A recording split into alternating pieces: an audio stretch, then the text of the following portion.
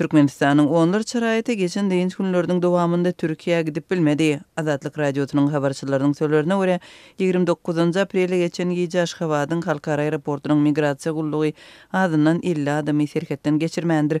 Edil şeýle ýagdaýlaryň ýene bir näçesi soňky günlerde ýüze çykypdyr. 27 aprelden 28 aprele geçilýän gece Aşgabatyň aeroportunda 80 adam ýolundan alınıp galyndy diýip Azatlyň Aşgabatdaky ýene bir habarçysy bir gün öň habar berdi. We munyň öňü tirasynda 150-den gowrak ýolukçynyň uçara goý berilmänligini aýtdy.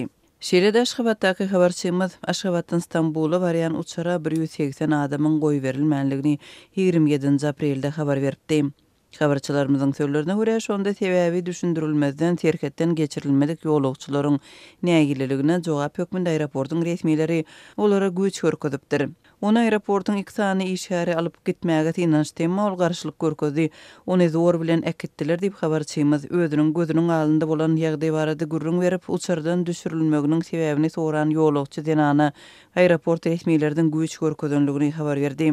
Azatlyk radiosyna ýolukçylaryň uçardan düşürilmeginiň sebäbini Aşgabatyň halkara aeroportunyň resmilerinden we Türkmenistanyň migrasiýa gullugundan häzirlik çanyklamak başartmady. Türkmenistanyň raýatlary ýurduň daşyna çykmakda ilkinji nowbatda Türkiýe'ye gitmekde ýygy kynçylyga duçar bolýarlar we bu ýagdaý ýylatyň köpçülikliň migrasiýasynyň fonunda döreýär. Türkmenistanyň ýylatynyň bir bölegi Türkiýe'ye gitmekde kynçylyk çekýärkä, Türkmenistanlylaryň ýene bir böleginiň Türkiýeden Türkmenistana deportasiýa edilýän fursatlary hem köp gözelýär. Türkmenistanyň kronikasy näşriniň ýazmagyna görä, Türkmen howa ýollarynyň Stambulydan Aşgabatga gelýän uçarlarynyň hersinde Türkiýeden deportasiýa edilen onlarça türkmen ýygyna gelýär. Näşriň maglumatyna görä deportasiýa edilen türkmenler şeýle-de Türkiýede kanuny ýagdaýda işläp ýurduna gaýdýan türkmenistanlylar aeroportda ençe mesagatlap sorak edilýär. Türkmenistanyň raýatlary ýurduň daşyna işin gözleginde bilim almak we saglygyny bejertmek maksady bilen köp gidýärler. Türkiýe türkmenistanlylaryň gazanç üçin iň köp barýan ýurdu bolup durýar. Şol bir wagtda Azatlyň habarçylarynyň söýlerine görä soňky döwürde Türkmenistandan Orsiýada gidýän şol sanda göçýän türkmenistanlylaryň sany köpelýär.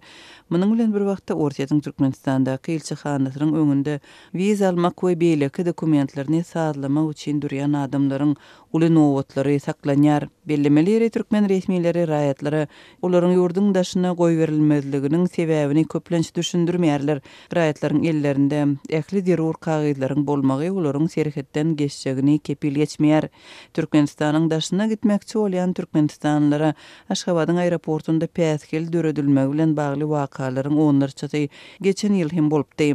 2018 ýylyň aprel aýynda migrasiýa işgärleri tarapyndan saklanan ýolukçylaryň onlarçasy bu ýagdaýa açyk protest bildiripdi.